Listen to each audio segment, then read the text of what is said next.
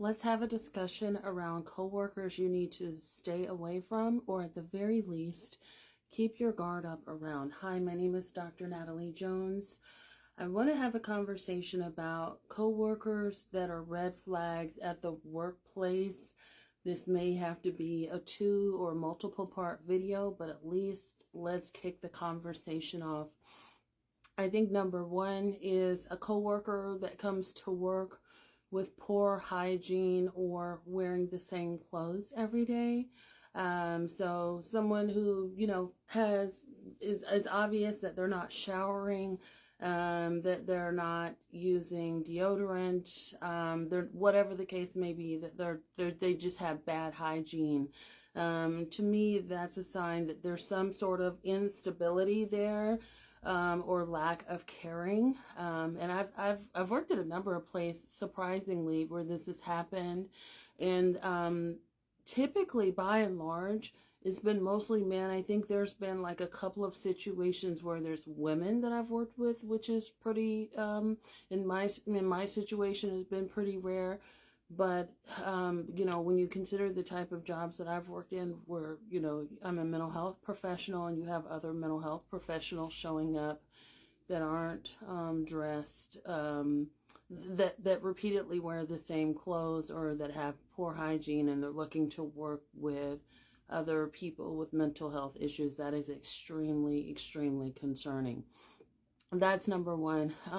Number two, I think people who come to work and they talk about what a trashy marriage they have. So by and large, they're sort of talking about how things are so bad at home, they're not getting laid, this and that, the other thing. I think when people come to work and they sort of broadcast their personal business like that, they are definitely looking to have an affair, and they're sort of broadcasting to see who is going to take the bait. And if you're the person in the room that they're repeatedly broadcasting around, they're looking to see if you specifically are going to take the bait.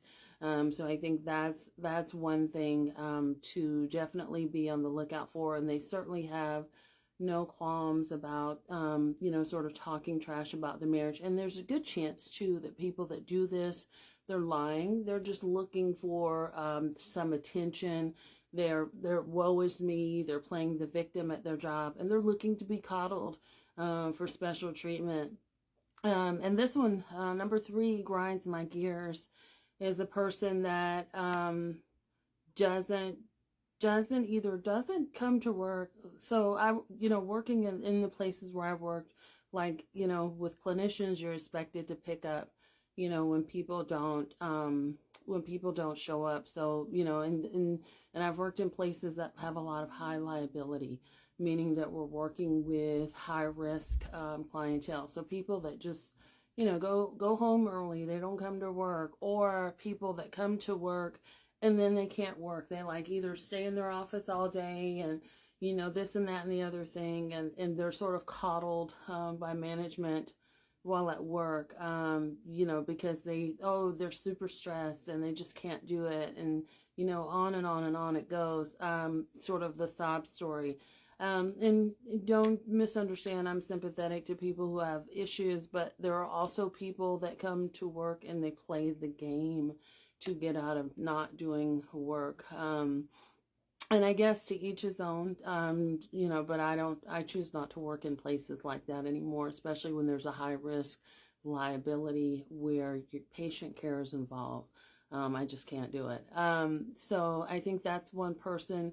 I think people that come to work and they have their personality changes up very quick on a dime and it's very extreme. Those are people that I kind of stay away from. Again, it suggests a very strong mental instability there, especially those people snap very easily. In my opinion, it suggests that there's a severe mental illness and possibly even a level of dangerousness there.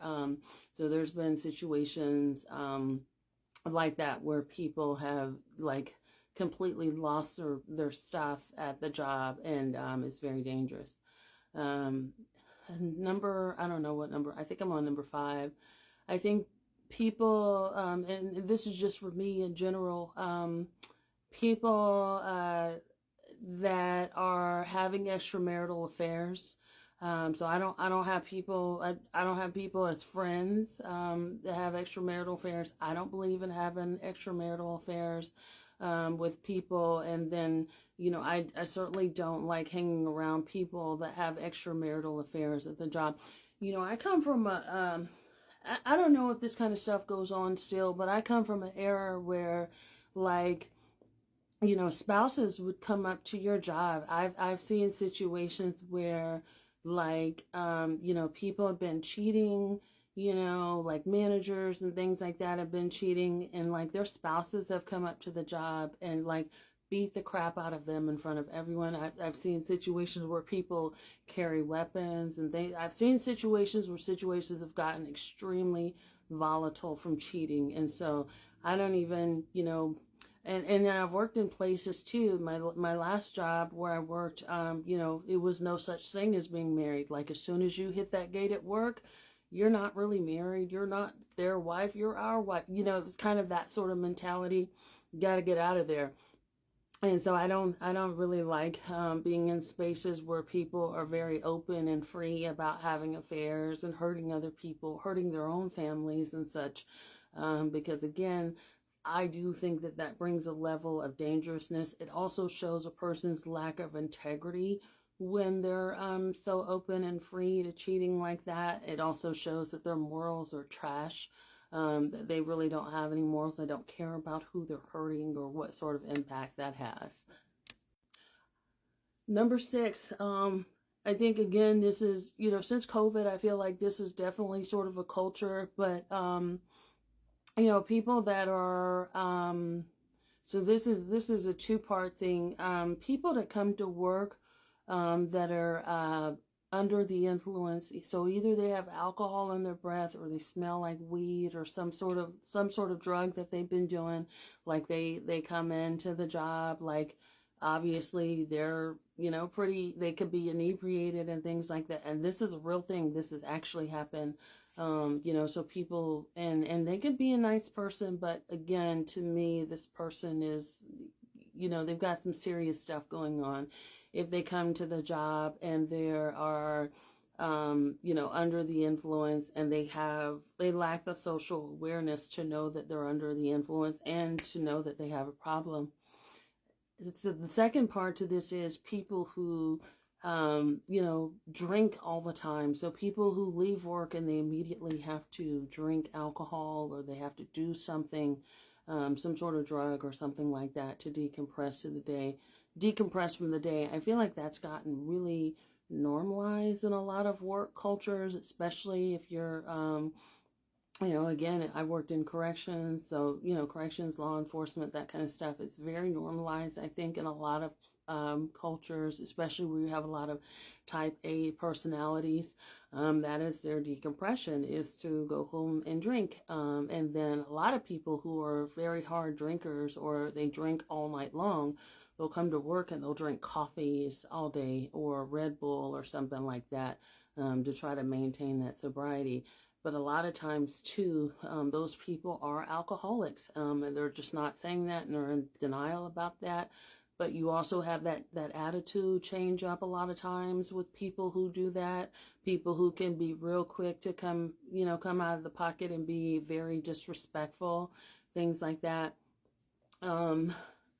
I think in terms of management, I think one of the things that I don't like about managers, or that I think should be a red flag with managers, are managers that are chasing validation. So they may be, again, looking to have an affair, or chase validation from men, or chase validation from other people.